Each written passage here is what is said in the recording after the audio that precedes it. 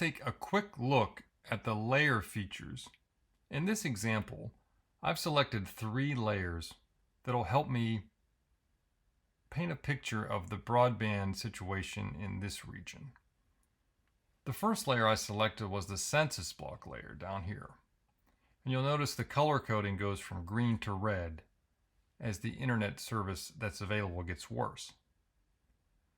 I then selected the unserved count, and as these purple dots get larger, there's a larger concentration of unserved locations.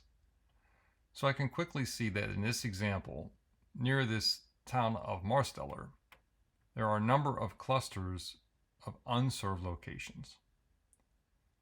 But I was also able to see by turning on the fiber count layer that there is some fiber available in the Uniontown area right here.